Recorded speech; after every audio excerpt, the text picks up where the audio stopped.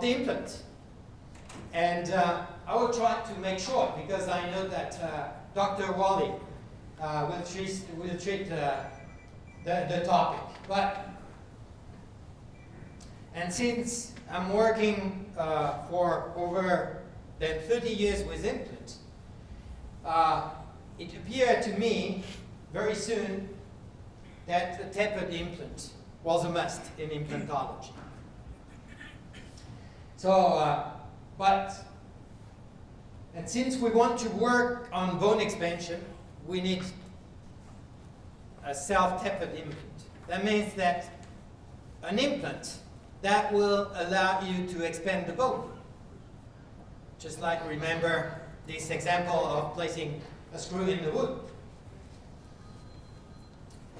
So we'll skip on that, just giving an eye on this evidence base. And we have many publications showing that the primary stability, which is fundamental, there's no way of getting this secondary stability, this biological stability, if you don't have this physical, meaning this primary stability.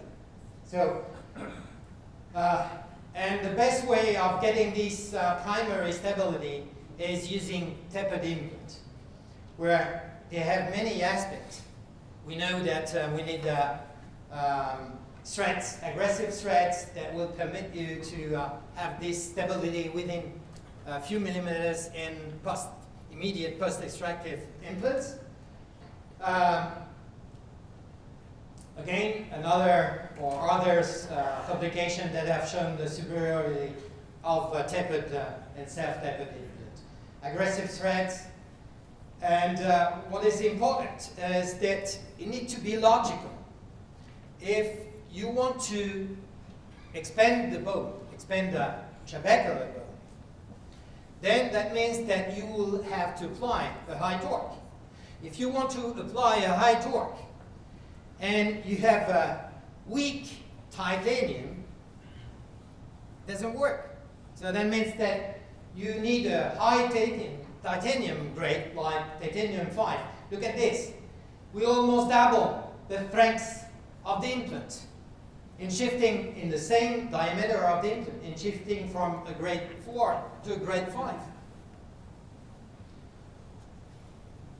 But I think that Dr. Wally will cover the topic.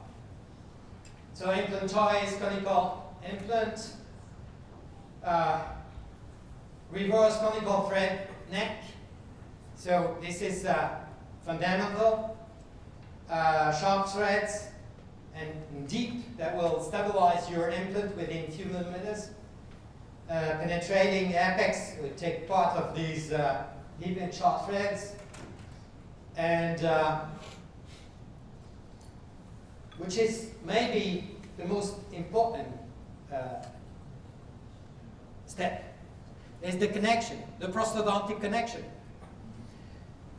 And we know that this connection is very important. We'll see maybe in different aspects in different publications, but need to be stable and hermetic and fully hermetic. We know that there's very few implant systems that allow you to have a stable and complete hermetic connection. So I will shift all this platform switching. Since Lazzara and Dennis Tano, we all know that platform switching now is a must. But platform switching, as it stands, only if it's placed under the bone level. And look at these. I did these, but excuse I'm not a designer, but if you have a neck that is divergent, then of course you will have the stress of your cortical layer. But the right choice will be to place your implant under the bone level, under the cortical, and at the same moment having an implant that allows you to have this reverse conical. The reverse conical neck will avoid the stress on the cortical. So Abramson, we had some works published by Ehrman in 2000, Lazzara, of course, and showing that this is fundamental. Is working on implantology with implants that allow you to have better results in utilizing this switching platform.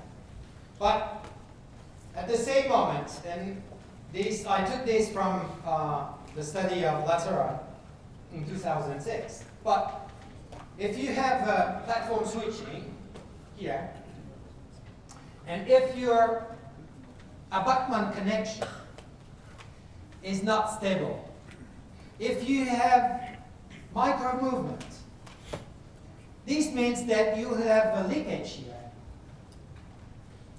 What this means, germs in and out. Yeah, there's a chronic inflammation. There's no way of gaining new bone. It's impossible.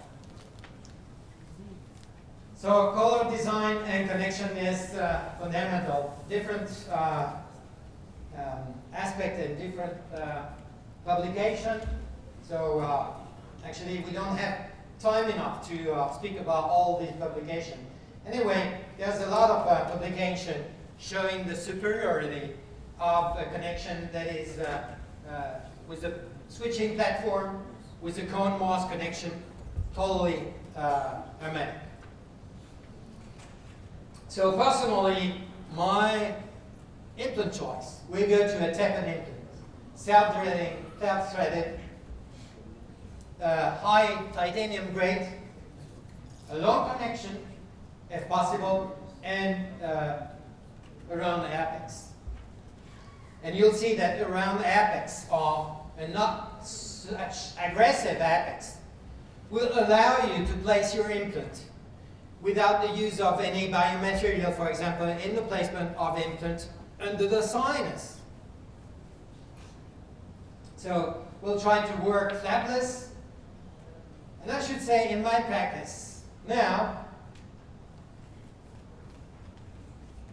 immediate post-extractive implantology is representing more than 85% of the implant I'm placing.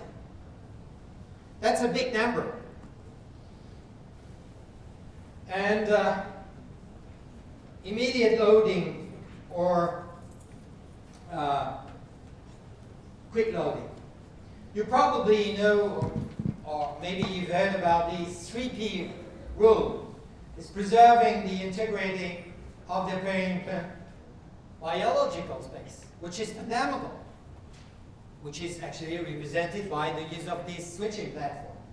Propose a significant biomechanical resistance, this aspect of your connection, and promote an optimal result. By the way, let me give you a trick.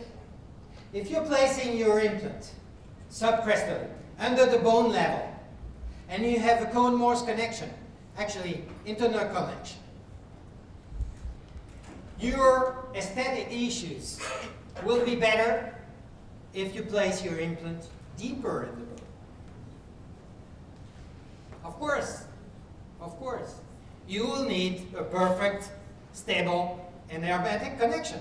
But if you have this connection, then if you place your implant deeper, and I tell you what, even this company, Anthogyr, is recommending to place the implant 0.5 under the bone level. Personally, I'm placing them between 2 and 2.5 millimeters under the bone level. And it will help you on the aesthetic issue. Well, let me shift this. Actually, what is the technical problem? The technical problem is represented by the socket profile. In immediate post-extractional implant, the problem is there. The socket is wider than the implant, very often. Then, the axial orientation is different.